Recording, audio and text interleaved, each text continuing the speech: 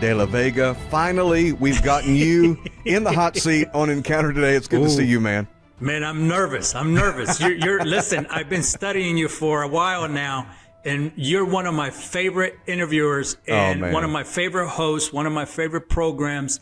And I'm a little bit intimidated by you right now. Now, you sat with kings and princes and generals. I don't believe that for a second.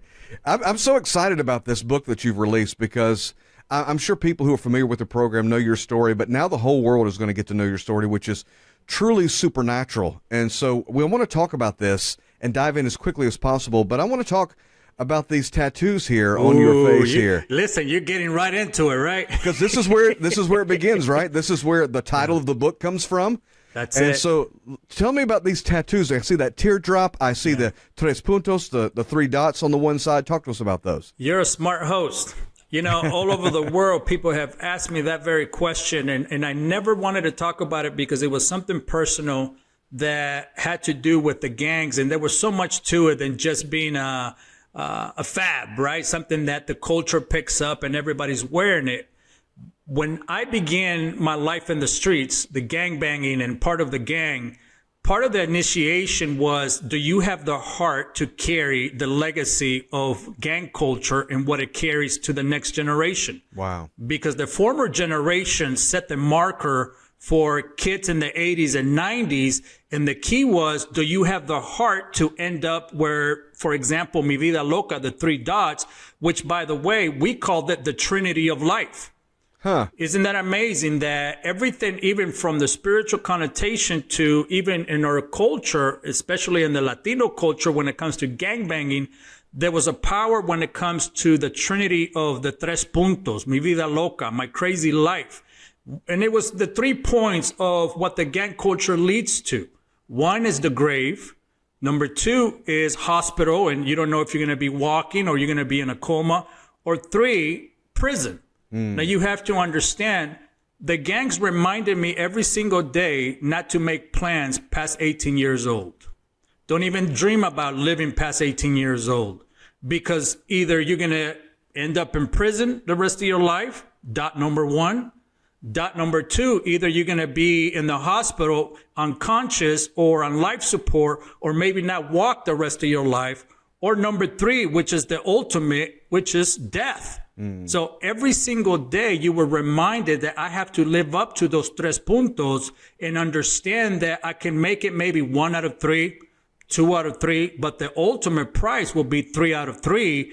And many of my homeboys, many of my homegirls, many of my friends and society and that culture pay the ultimate price, which was 3 out of 3, but yet not understanding that the moment that Trinity of life was stuck on me, now I had to get prepared every single day to meet one of those 3.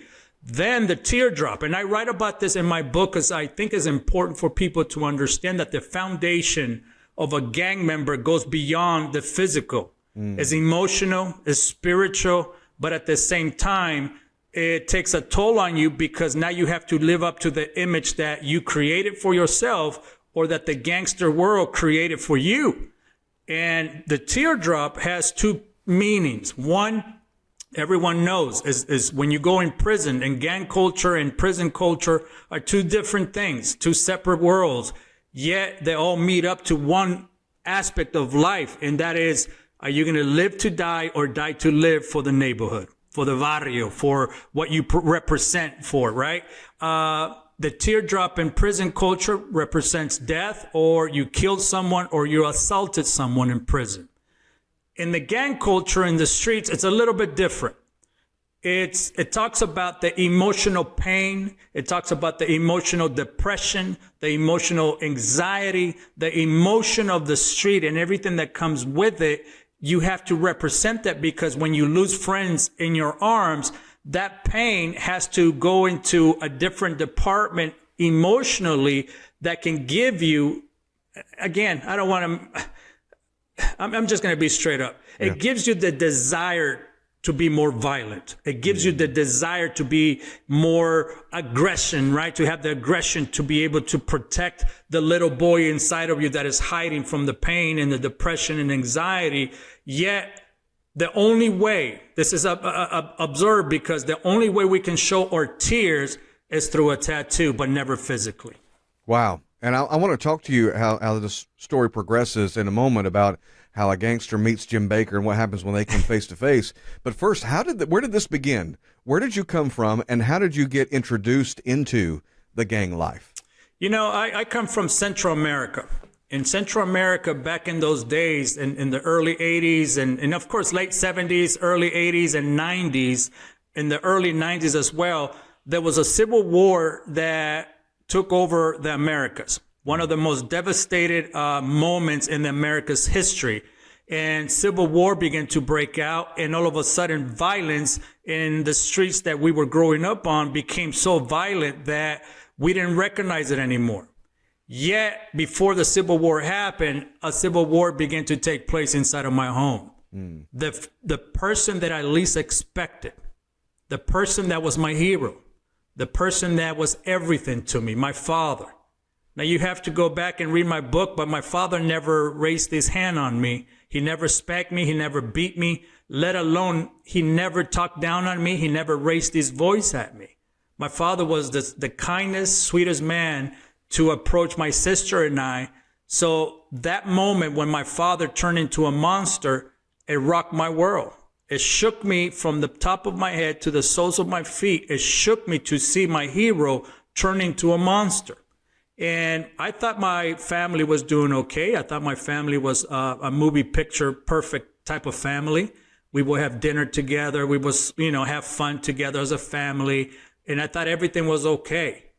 Till one evening, my father turned on my mother, and my father thought that my sister and I were asleep. And all of a sudden, my father turned and began to beat my mother in the bedroom, scream at her and cuss at her and kick her and punch her. In her desperate moment, my mother had to escape that bedroom and run into the bathroom. And then somehow my father broke in, and the first thing my father grabbed was a broom. And one of the titles of my book is titled The Broomstick. For so many years, I saw my mother sweep my home with this very weapon that now my father used to beat her almost to death. And I didn't realize that my father had that much anger and frustration in dealing with his own demons, I guess. And my father didn't realize that I was watching from afar. And here I'm 6 years old, feeling helpless. I couldn't help my mother. And I thought my mother was dead for just a moment.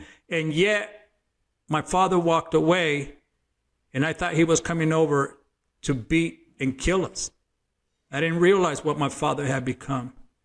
Yet my mother found the tenacity to pick herself up off the floor. And sometimes fear cripples you where you can't even move, where you continue to live in the same place, in the same marriage.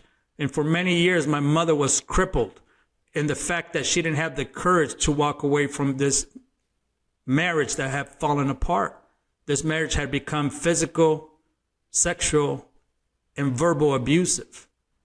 Yet my mother stuck around because she was afraid to leave and walk away until that very day. That was the very last day that I called that place home. And it broke me. It shattered me. It filled me with anger. It filled me with bitterness. It filled me with hate. It filled me with every desire. And I left a note to my father saying, when I grow up, if I ever find you, I'm going to kill you.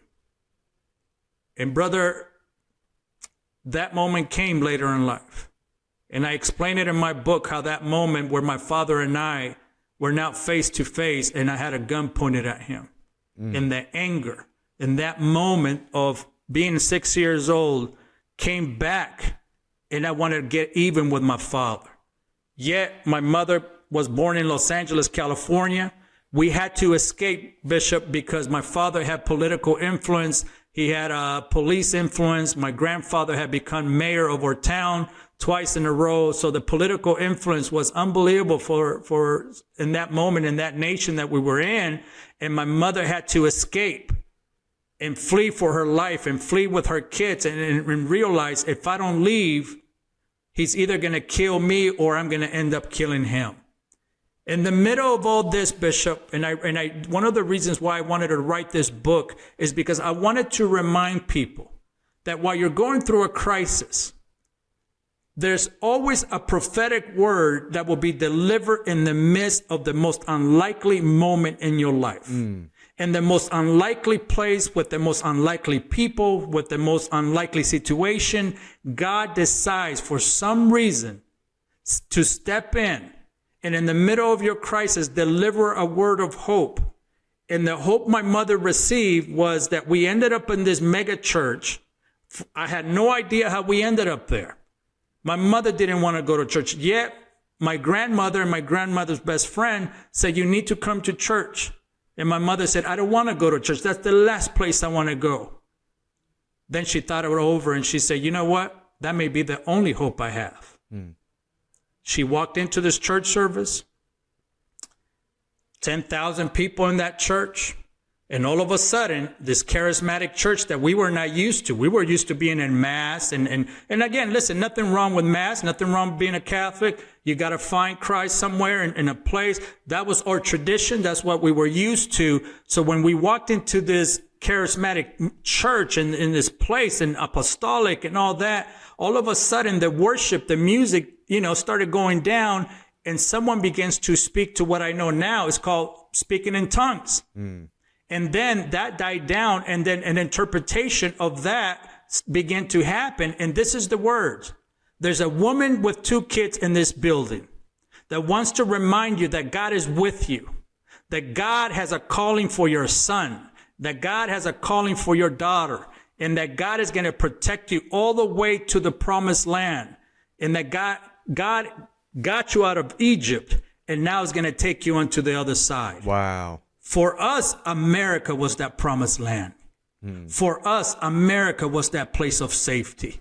For us, my mother wanted to do it the right way, Bishop. And here in the middle of a civil war, and as we're escaping, as a little boy, I'm watching the most atrocious scenes. Murders take place in front of us. Rapes, burning of towns, civil war. Like I can still... If I close my eyes, there's moments, Bishop, that I can still go back and I can see those moments. But that prepared me to walk into Los Angeles, California, to become something that I never thought I would become. My mother wanted to do it the right way. And I understand a lot of our people that are running to the border right now. By the millions, they're running to the border and they're escaping. And they're escaping death. They're escaping almost exactly the same situation that my mother found herself in with my father. And today is even worse because the gangs had taken over the Americas and brought so much fear, so much despair. Yet, I got a word for you. Some of you are wanting to go into a spiritual land illegally. You're going to get me preaching now. My mother wanted to do it the right way because she said, I have to honor God and I have to honor the nation that I was from.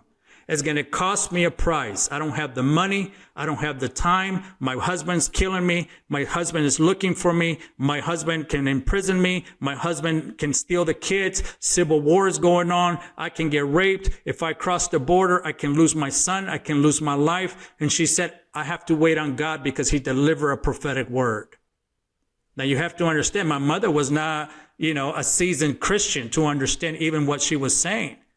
But she believed on that prophetic word. And she said, if we go in there illegally, then you're going to have to hide the rest of your life. Wow. You're going to have to pay a price that I don't want you kids to pay. My mother was born in Los Angeles, California, and she understood that if we were going to make it, we either have to get a green card or get a visa or figure out how to get the citizenship of the United States. Oh, my goodness. My mother went into the U.S. Embassy and they declined her. They said, no, over and over. After thousands of dollars of investment to even get an interview, Bishop, this is why a lot of people are not educated that are coming to, the United States without papers and they're rushing the border. It's because our paperwork got stuck in the bureaucracy of politics, and no wonder people have to flee. I'm not saying that makes it okay. Right. But what I'm saying is that the bureaucracy in our nation, in this nation, gets the paperwork caught up that they give no people options but to flee. It's almost intentionally, feels like it's intentionally overcomplicated. Listen, when you have people coming in that have to sell their whole land, can you imagine, Bishop, you selling your whole entire land, your possessions, everything that you think you own? Now you have to take that money, which is only about $20,000, and now you have to pay this illegal corporate people that are handling the business of human trafficking $20,000 to try to get you and your husband across and your kids, and it's not even guaranteed. Now you got a big problem. Mm-hmm. Yet my mother said, I'm going to try to do it the right way, and I'm going to wait. My mother began to lose hope. Yet I began to wonder what's going on. And this whole time I'm feeling anger. We're escaping. I have no home to go back to. I didn't feel like it belonged anywhere. I was being prepared for the perfect candidate to be a gang member and be so destructive by the time I got to Los Angeles, California, because sometimes adults get involved in their problems so much they forget about how their kids are doing. Yeah. And by this time, a second prophetic word came. A very famous Christian singer walked up to my mother. She's by the poolside. My sister and I are swimming. And this lady walked in and delivered the same prophetic word my mom had received a few months before at that church, and said, God has promised you to get you to the promised land. God has anointed you. God has called your son and your daughter, and he's going to get you to the other side. The next day, my mother shows up to the U.S. Embassy, and the guy that had been denying her over and over and over again after thousands of dollars for the whole, we spent a whole year in this process, Bishop. Unbelievable. We had no home. We were going from one place to another trying to survive. It got so desperate, Bishop, that there was many days we didn't have anything to eat. Yet my father was, my father was wealthy. My mother's father was wealthy. They were business people. We didn't come from a poor family. We had a very nice family, and we had a nice life, and we had everything. Now we're eating salt and, we had salt, lemon with tortillas. That's all we had to eat for many months. And when it was a good day, we went and caught fish from the river, and we were able to eat fish that day. Things got desperate. Yet in that moment, God delivers a second prophetic word to get us into the other side. And those three envelopes said, your son and your daughter are now citizens of the United States of America. Wow. We got on that plane, Bishop, and my mother looked at me and said, you have to forget where you come from. You have to forget the language. You have to forget the memories. You have to forget everything about what you used to know and get ready to make new memories, because we're never coming back. As a little boy, I was confused. As a little boy, I was screaming a silent scream that no one was hearing. Yet, the moment we arrived to America, my life changed. Could God make a mistake? Why would God give a prophetic word and get us to the other side for the gang world to be with their arms extended, waiting for me to walk into an abyss? So it sounds like your mom began her journey in pursuing God, but you took an entirely different path. Completely. What was your first introduction into the gang life or the gang world? My mother, after a few months, was working about 4 jobs a week, trying to make ends meet. We were living with uncles and aunts, and of course, they get tired of having guests, And my mother said, I found a place. And I got excited. Oh, you got a house just like the house we had back home. We walked up to this building, and we walked up the stairs. And as I'm walking up the stairs, I see activity on the first floor, and I see what I know now was gang members. And the party's going on, and we're walking up the stairs, and I looked at my mother and I said, what is this? And she said, this is our new home. I said, well, where's the bedroom? There was no bedroom. It was a single apartment with a very small kitchen and a little corner 2-seat area where you can have lunch and dinner and be a family there, a small little bathroom. And I felt embarrassed that my mother had done this to us. I began to have even more hate towards my mother. I began to have emotions towards my mother because every single day my mother reminded me of that I was just like my father. So that began to grow in anger towards her and anger towards my father. And when I walked out of that a few weeks later, as we got settled, Bishop, the first introduction I got introduced to the gang was I walked up all the way in the back of the building in the parking lot. And instead of a broom, this time was a baseball bat. This baseball bat was being used to discipline a gang member that had broken gang code. And this young man was being beaten and kicked and punched and being disciplined. And the gang members saw me and they didn't push me away, but they allowed me to see. Instead of feeling fear this time, I felt in power. I felt like, how do I get that power? How do I get that, what we call respeto, respect? Because I don't ever want my life to be in the hands of somebody to decide my destiny. Again, I was already becoming the perfect candidate. And for weeks and months, the gangs began to introduce me to this life and introduce me to a lifestyle that I was already, a little bit prepared for because of what I had seen and witnessed with the Civil War. But now this was in my face. How can my mother compete with these guys? How can my mother compete with the respect and the money and the cars and the influence that this gang was already building around that community? And my first introduction, Bishop, then they knew that I was already a kid that had heart, was when I showed up to the LA school district. And my first day, this young man, and I write about it in my book because I think it was important because the gang members were watching me. They were seeking me out. They were scoping me out, almost like recruiting me to see if I was going to have the heart to become one of them. I got in a fight, and on my first fight, I didn't understand English. I didn't understand what was going on around me. And I asked this kid next to me, what is that kid saying? And he looked at me and he said, well, he's not inviting you to his birthday party. I can tell you that. And he tells me, and with so much anger, I began to punch this kid in the face and I broke his nose. And all of a sudden, that was my first encounter with the law. But God. But God. Because in that moment, when I was getting ready to be arrested, a teacher walks in, and God bless every teacher that has to work in a war zone of schools in America. This teacher walked in and he asked the principal, don't let the police take him. He says, I see potential in him. Let me work with him. Let me be a part of his life. Yet, Bishop, it wasn't enough because the gangs were calling me and they were drawing me in. By the time I got home, the gang said, you got heart. I said, you got heart, kid. You can be part of La Vida Loca. It's what we need. It's what we want you to be. You don't look like one of us. You don't dress like one of us. Yet you have heart like one of us. We'll dress you up later. We'll provide the money later. But you got heart, kid.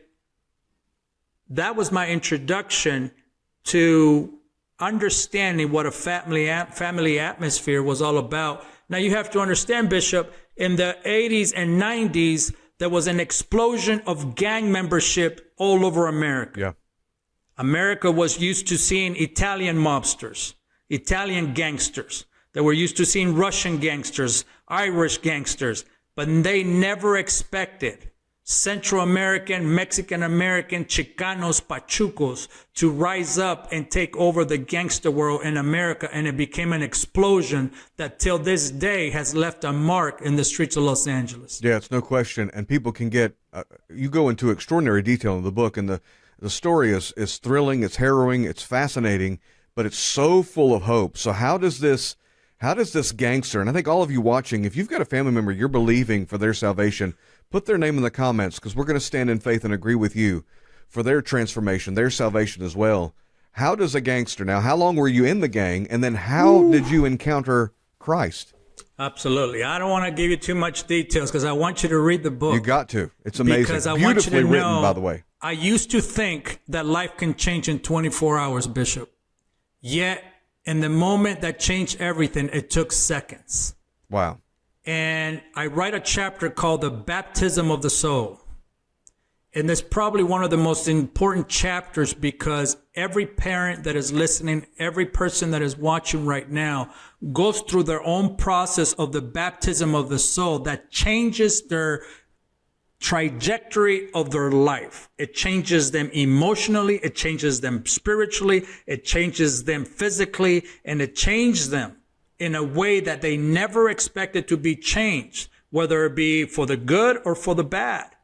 The baptism of the soul, this is where my mother lost me. This is where that society is losing their kids. It's where parents are losing their kids. It's because the baptism of the soul steals your soul. It transforms your soul. In that moment, Bishop, there was about 4 to 5 gang members using every ounce of force physically on my body. My body by that moment had never been violated by human flesh. I didn't understand what that meant. When I was walking into that initiation, I walked in as a little boy, and by the time I was done, I walked out as a man. It changed my perspective. I went in with eyes of just pureness, and when I walked out with eyes of a fierce wolf, wanting to kill, wanting to steal, wanting to take life, wanting to be destructive, wanting to be someone that the gangs now had created inside of me. It felt like an impossible situation. No one at that moment, Bishop, even throughout the years, never walked into my world and offered me hope. People were scared to reach out to us. People were afraid because they saw these cholos, these gang members, and they saw us in packs, and they saw us individually, and they saw us with our lowriders, and they saw us being destructive and stealing and killing and shootouts, and everything looked so impossible. Yet, another prophetic word came through my sister. My sister and I lived in the same house, yet we took 2 different roads. It didn't mean that my sister didn't live a complicated life, but my sister, for some reason, kept away from the gangster world, yet I fell right into it. And there were so many times that I write another chapter called Death Was on My Door. Death was stalking me. Everywhere I went, death was around me. Death was just, I knew I was next. I can smell it. I can taste it. I can see it. Everywhere I went, there was just people dying and people were being killed and I was being set up. And yet God's miracle was my sister had received a prophetic word because she became an intercessor. I didn't know what that was. I didn't understand what intercessors or even praying was all about. Yet God gave a prophetic word to my sister that my sister walked into my world. She had the courage. She risked her reputation. She risked dying. She risked being ridiculed by the gang. And she walked in. And this is a word for you. If you have someone in prison, if you have someone involved in gangs, if you feel like they're too lost, if you feel like they have no hope, if you feel like, why am I going to do it again? I'm exhausted. I tried helping. I tried working it out, yet it doesn't work. You have to grab authority of that prophetic word that God has given you for your son, for your daughter, for your husband, for your wife, for your family, for your city, for your nation, because there's power and authority. In the gangs, we had a motto: we live to die and die for our hood, for the barrio. That was a purpose that gave us the drive, the authority to take over every neighborhood and terrorize it to the point that we can own it. Yet my sister walked in, Bishop, with the authority that God had given her with the word. And she said, and walked up to me. And she said, what if God is real? What if prayer works? And what if you have a different destiny? Wow. Those 3 powerful words haunted me. They scared me. I never been scared, Bishop. And I don't mean it to say, listen, I didn't write this book to tell you that I was Pablo Escobar or I was Manuel Noriega or we were this crazy. No, we were scared little boys. We were broken little boys filled with anxiety and depression, yet we had to create someone in order to be able to survive. We were survivors, yet there was an emptiness. There was confusion. We were scared. I never been scared, Bishop, to go to prison. I wasn't scared to die. I wasn't scared to fight, but yet I was scared. I was afraid to have hope. I was afraid to have peace. I was afraid that my life could be different. I was afraid that what my sister was saying to me, that how would that happen to me? And most people don't step into the life of success, what God has for them, because they're afraid of what we have to look like on the other side. But those 3 words hunted me. And after she said that, she said, I want you to come to a church service. I said, you crazy? I can't be caught in a church service. You know what that would do to my reputation, to what my homeboys would think? And if my enemies see that, they're going to use that against me. She said, it doesn't matter. You need to come to church tonight. There's a man that is going to be speaking and sharing his story, his testimony. I looked at her, what's a testimony? What are you talking about? Are you trying to set me up? Here's all the insecurities talking. Yet, she said, promise me. And I said, all right, carnalita. All right, Laura. I'll be there tonight. Bishop, I forgot that I made that promise. And that evening, we were getting to go do a hit. Understand that life and death was surrounding me, yet parallel to that, life was chasing me at the same time. Come on. Life was after me. Life wasn't giving up on me. And when I say life, I mean God. I mean Christ. Jesus was not giving up on me. That morning, my sister delivered that word. And that evening, I get inside of the lowrider and something felt different, Bishop. Something uneasy. Something didn't make sense. The guys driving, they weren't the same. I wrote a chapter. I could have been dead. And God spared me from that moment. And you have to read it because the miraculous miracles that happen over and over to get me to that moment, that Saturday night where my sister asked me to go up to that church, Bishop. And now I get inside of this lowrider. There's no music going on. Usually where we're bumping NWA, Ice Cube, Tupac, the oldies. We were listening to something and smoking joints and partying. And yet this moment felt different. Nobody was talking.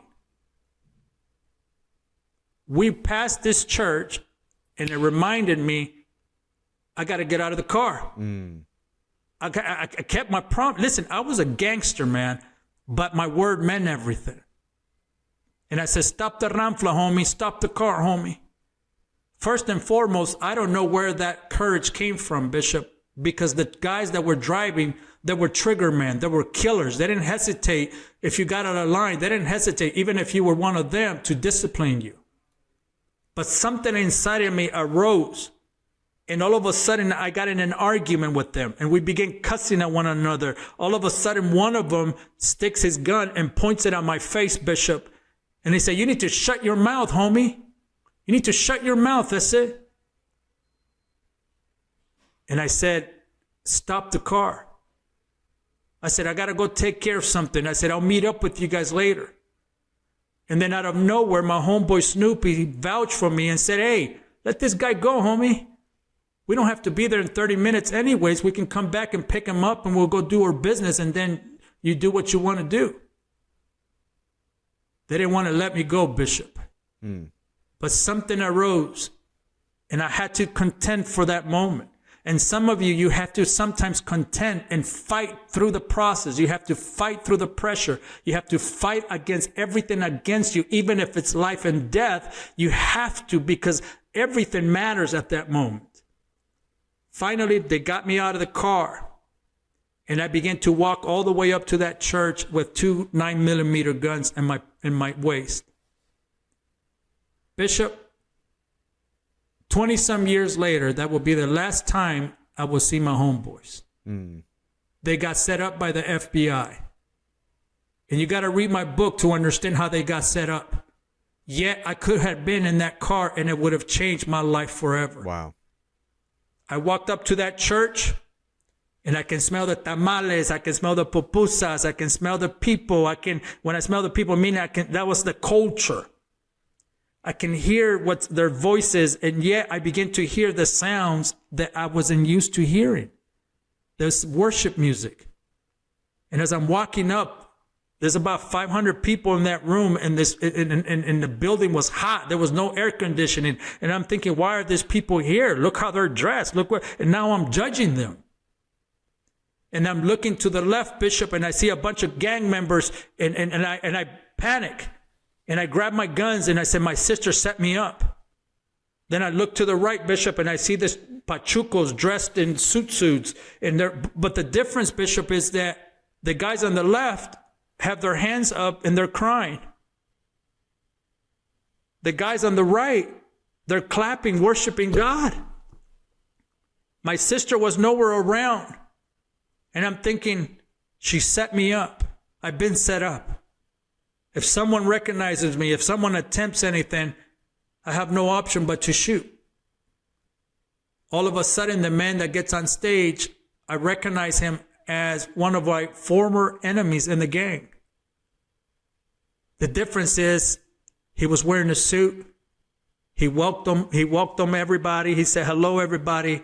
And all of a sudden, something changed. And he said, tonight, I was supposed to preach my testimony. I was supposed to share my story. But there's a young man in this room that needs to know about a greater story than mine. I'm looking around, Bishop, and I'm thinking, who's this young man? What story are you talking about? Now, you have to understand, I'm a teenager. I didn't consider myself a young man because I felt old. I had been through much. I have gone through so much things, and I didn't feel like I should have felt at that moment. All of a sudden, this man begins to talk about Jesus, a man that gave his life on the cross for me, and begins to share about the gospel, and begins to share about how he gave his life for me. And as he said that, Bishop, I write about it in my book in detail. As he got closer, the closer I got to my guns. And I said, if this guy gets any closer and says anything, I think my sister, by this time I'm still thinking my sister is setting me up. This guy's going to shoot me. This guy's going to kill me. He walks up and he says, are you going to leave? Are you going to walk away from this building knowing that a bullet with your name is on it? Are you going to walk away knowing that you heard the gospel for the first time? Are you going to walk away from a moment that for the first time you heard that someone loves you and was willing to die for you and give you peace? And I looked at him and I said, I don't think your God can forgive me. I don't think your God can forgive everything that I've done. Bishop, as I'm walking away, I can still remember this moment, Bishop. I didn't feel worthy to be around people. I didn't feel worthy to even sit and talk to someone like you, Bishop. I felt only worthy enough to sit around a table with gangs, with gangsters, pimps and hustlers and trigger men and cartel men and killers and drug addicts and drug dealers. That's who I felt comfortable with because that's how I felt good enough for. Yet at that moment, as I'm trying to walk away, there's no lights. There's no concert lights. The band was not an amazing band. There were horrible singers out of tune. The music was horrible. Yet, Bishop, at that moment, they began to sing a song that I had never heard at that moment in my life. En la cruz, yo primero vi la luz, y los pecados de mi alma él salvó. At the cross, where I first saw the light. And a tear fell, and another tear, and another, Bishop. And for the first time in my life, there was two things I was chasing, I was searching for. That was peace, and it was love. I had the money. I had the women, I had the party, we had the cars, we had the environment, we had everything. Yet, we didn't have peace, we didn't have love, and yet in that moment, an overwhelming sensation like I had never felt in my life, the peace that surpasses, the Bible says, all understanding, and a love that was so unconditional. And I don't want to go into detail of that moment, but for the first time, someone hugged me, Bishop. My father didn't hug me. My mother never hugged me. I never felt a hug. Yet when that man that was my rival, he put his hands and arms around me and told me he loves you. All he wants to do is make things right with you. He loves you. He's crazy about you. That changed everything, Bishop. That was the moment that was an epiphany moment that gave me the courage to walk in the next day, because the next day was the reality for me of what happened that Saturday night. Yeah. For me, church is not a Sunday thing. Church is not a Wednesday thing. For me, church in that moment, salvation was life and death. When I walked in the next day, Bishop, there was a shotgun in my back, a gun in my forehead and my temple, and another one in my chest. And they asked me, where were you last night? I couldn't talk. If I said the wrong thing, my brains would be on the floor. If I talked out of the pecking order, I knew at that moment I was going to be disciplined. And they were asking me, what happened last night? Now you have to understand, at this moment, I didn't know what happened to my homeboys in the car. They thought that I snitched. They thought that I turned them in. Right. They thought that I set them up. Yet I was dealing with a different situation of life and death for my spiritual life. And when they asked me, I couldn't deny, Bishop, what happened to me that Saturday night. I had never preached the gospel. I had never been a witness up to that moment. Yet that was my first moment as an evangelist to give my story, give my testimony. And I told them everything that happened, from telling them the message of the gospel, the experience of the gospel, and the transformation of the gospel. And when the truth is behind you, the Bible says that the truth will set you free. Yeah. It is impossible to leave a gang. It would take a miracle to leave a gang. Yet, thank God for me, that God is a God of miracles. So what happened? What was their reaction? Wow. If I tell you, you won't want to read the book. You got to get the book. Yeah. You've got to get the book. And this began the transformative journey that brought you to where you are today. So now you got to get the book. You got to fill in all the empty spaces, guys. The link is in the description here. How does this hardened ex-gang member encounter Jim Bakker of all people? Wow. The world said lock him up and throw the key away. That's what they told me. But they also told Jim Bakker, lock him up and throw the key away. Wow. We had something in common. The world rejected Jim Bakker. My own culture, my own society, my own environment rejected me. The gangster world is like a religion, Bishop. It's like an environment that, spiritually speaking, possesses you to every beam of who you are as a person. You dedicate your whole life to serving them, and the ultimate price you pay is death. And the only way I could survive walking away, because no one would hire me. Nobody wanted me. Everyone rejected me. I wasn't good enough to be part of society. And the only thing I was able to do is to serve a local church. I didn't do it for the money. When I walked away from the gang, I had to leave everything. I had to leave my pair of socks, my shoes, my pants, my shirts, everything I earned in the gang. I left it all behind because I didn't want one thing from the past. And yet, the only thing I had left was to serve God from my heart. And I joined this little church.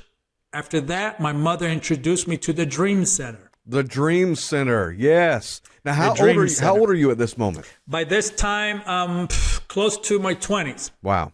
And what happened was I didn't want another church.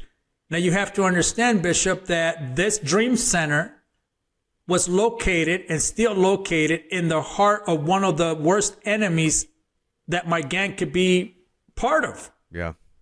And here, God is asking me to go and serve at the Dream Center in the heart of Temple Street.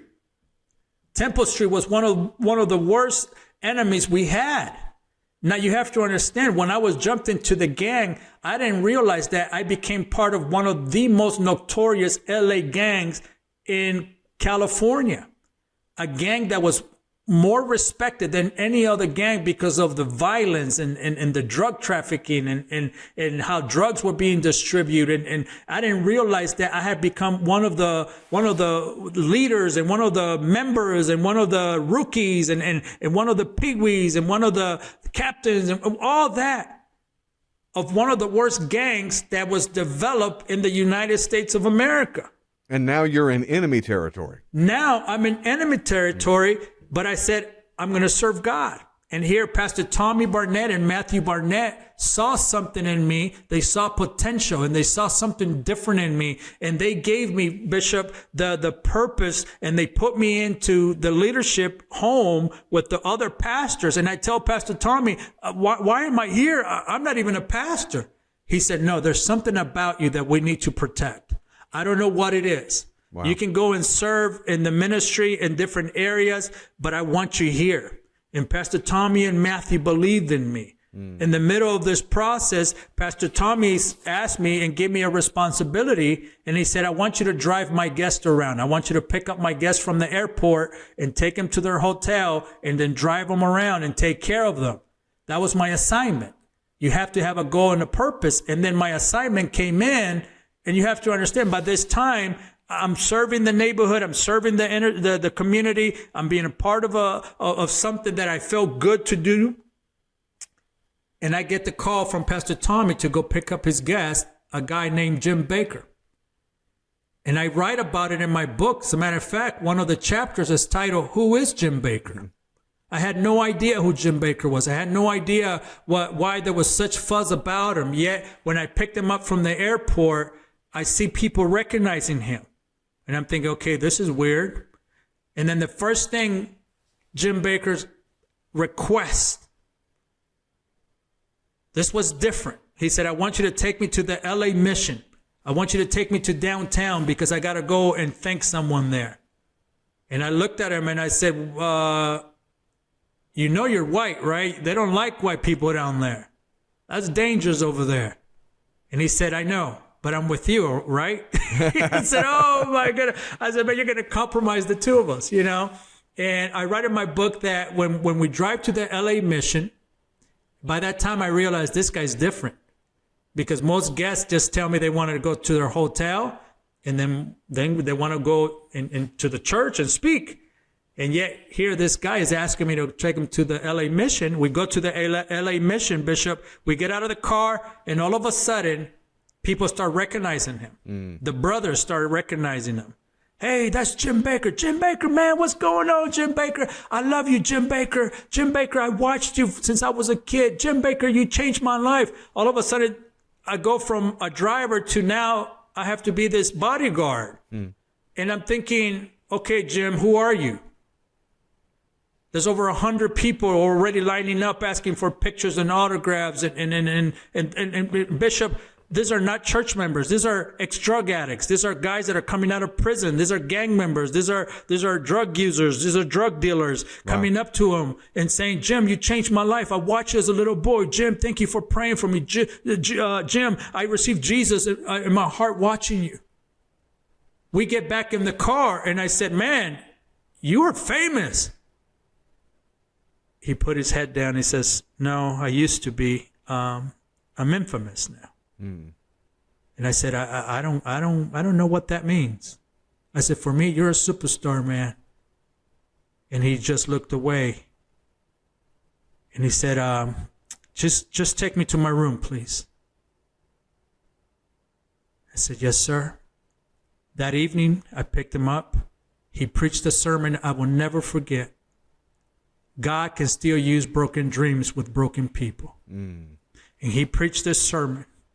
And he was nervous. He wouldn't look people in the eye. You got to read my story because I detail how Jim Bakker moved to the Dream Center to serve people. He thought he was going to go there and help people, yet It was the opposite. The people helped him. I'll tell you this quick story if we have time. And he lived there, didn't he? He lived there for about 2 years. Wow. Bishop, I got to tell you this story because this is for someone that feels that if you don't have what you think you can do to help someone, hear this story. Jim Baker moves to the Dream Center and he moves next to my dorm. In that building, there's different dorms for pastors. And Pastor Matthew Barnett gave up his room so Pastor Jim can live there. Pastor Jim moved in there and it had been several days, and I noticed that Jim wasn't coming around. I noticed that he was not being interactive with people. And I'm thinking maybe that's what famous people do. You know, maybe they just do that. By the second day, I said, no, wait a minute, this is not normal. He's not eating, he's not doing anything. Something's wrong. I can feel it, I can sense it. My discernment, my street inside of me began to, something's wrong. He had just gotten out of prison, right? He just got out of prison. He was promoting his book, I Was Wrong. Mm-hmm. And he didn't feel worthy enough to be around people. And I walk up there and I knock on his door and I said, Mr. Jim, this is Mondo. Do you want to eat with us? He said, no, please leave me alone. I don't want to be around anyone. Okay, sir. Second day, I knock again. Mr. Jim, you got to eat something. No, please leave me alone. By the third day, Bishop, I said, I can't do this. I said, if that was my father, I would want somebody to walk in. Everything in my life. Listen, this book is not about a gangster story. Yeah. This book is about a young man that fell in the traps of a gangster world that almost destroyed him. This book is about a young man that God had a plan for, that had a purpose for. But in the process, you go through the breaking. You go through the process of understanding what the call of God is, the gifts of God, but most importantly, what the will of God is for your life. Yeah. Listen to this. I made up my mind, and I said, I'm on a mission. I went down and ate. I grabbed the knife, and I said, man, if Pastor Tommy finds out that I broke into Jim Baker's room, they're going to ask me to leave. I had a decision to make. Do I let this guy die, or do I step in the same way my sister stepped in for me? Wow. I took a chance. I broke into his room, and as I walk into this room, the room is filled with this dark. There's no light. TV's on, but there's no light. I felt like I walked into a room full of death, just depression. Like he gave up. He was giving up. He was on the verge of giving up everything. Yet he had been released from prison. His book went #1. He was being interviewed on the Today Show. He was being interviewed on the Larry King Show. He was on every television program. People wanted him to go and speak. Yet he was in this room in the Dream Center of Los Angeles, California, giving up on life. Wow. And as I walk in, I opened the curtains up, and it startled him, and he said, "What are you doing? Who let you in?" And I smiled. I said, "Welcome to LA, baby." Mr. Jim, you can't be in here and die, man. He said, "Please leave me alone. People don't want me. You don't understand. I've been spit upon. I lost everything. I just don't feel like anybody wants me around." I said, "Sir, I read your book. And I read that you love window shopping, you love building, and you like this." And I said, "I'm going to take you out today, and we're going to go spend a whole day together." And he said, "Please leave me alone." Bishop, there was no emotions. And I said, "Mr. Jim, I read in your book that after being in prison, you like taking baths. This is an odd moment, but listen to this. Because if it was my father, I would want somebody to help my father on the verge of dying, on the verge of giving up." And I said, "Mr. Jim," I said, "I'm going to turn your bath on and get in the bath, and I'll come back in 30 minutes and we'll get ready to go." He said, "But if you're not in the bath in 30 minutes, then I'm going to do what I would do if you were my father. I'm going to pick you up and put you in the bath myself." All of a sudden, a little smirk. I said, "Oh, there's hope." I said, "You have emotions. There's hope." I left, came back, Jim Bakker was ready to go.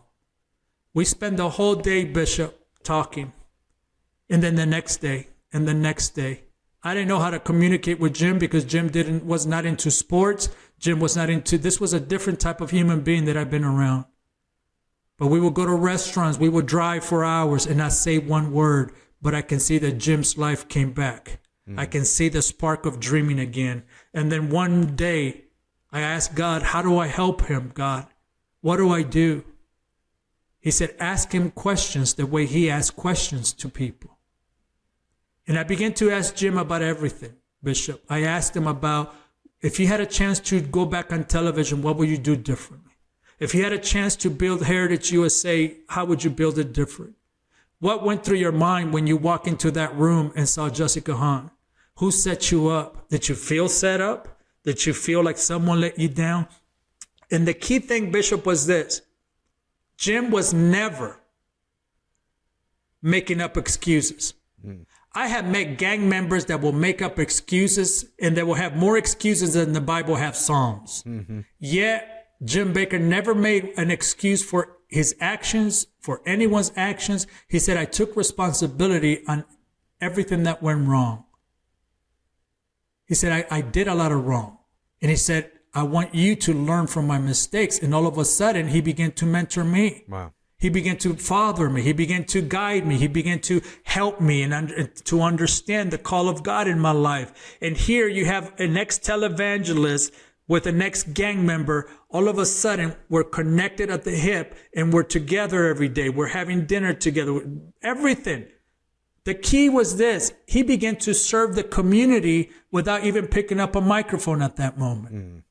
He began to sweep the streets. He began to get healed from his heart and the thing. And then 6 months later, Lori Graham shows up and I said, you got to get married, man. I said, you need a woman. Now I was on the mission to get this man married. And 26 years later, Bishop, we're still friends. I'm part of his family now. And I couldn't believe that today, I'm the co-host of his syndicated program nationally. I'm hosting my own show on the PTL network. And now we keep dreaming. And it all started 26 years ago. It's so thrilling and such an interesting story that nobody knows. By the way, we're going to go for a moment. In a moment, we're going to go over to the premium side of our interview. And I want to talk about what Jim Bakker's like really behind the scenes. You can really give us all the dirt when we get over there on that interview. So, ladies and gentlemen, if you want that, you got to go to encountertoday.com. But this book is about broken dreams being healed by the power of God. How can people get a hold of this book other than clicking the link in the description here? Listen, they can go to Amazon, they can go to Target, they can go to Walmart, they can go to Charisma, myshopcharisma.com, Barnes and Noble. I mean, there's so, this Would is a you miracle. have ever imagined your book in Walmart? Never. Listen, this is the cool thing about God that, and I write about this in my book. And I get emotional about this because a lot of people read the scripture and it goes over their head or they use it to get motivational. For me, it changed my life. Jeremiah 29:11. For I know the plans. Bishop, I don't have to keep reading that scripture. I'm in heaven already just by those introductions. Because I'm glad that he had a plan for me, Bishop. The world said, don't make plans past 18 years old. Yeah. My father said, I don't want them anymore. The culture began to reject me. I felt like no one had a plan for me, Bishop. But God. I felt like everything didn't make sense in my life. My dreams didn't make sense. As a little boy, I write in the book that I had a dream to be on television. Yeah, I couldn't tell anybody because in the gangster world in the 80s, you couldn't say that. Now gang members are all over the place on social media and they're asking you to follow them and they're getting motivational. That didn't exist. That dream was in my heart. Then when I got saved and went to church, I couldn't tell people that I was called to television because no one will respect and people will laugh at you. It was okay to tell them you were called to be a missionary. It was okay to tell them that you want to be a pastor because they can prepare you. Or that you can be an evangelist, but to be on television to preach the gospel, they looked at you kind of funny. Mm-hmm.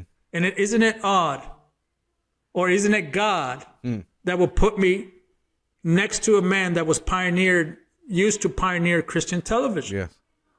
Now, here I am, being a part of a big dream and a big God, and I would never imagine that God would use me and use the book to be in Barnes & Noble, Walmart, and Target, and Books A Million, and every market in the place.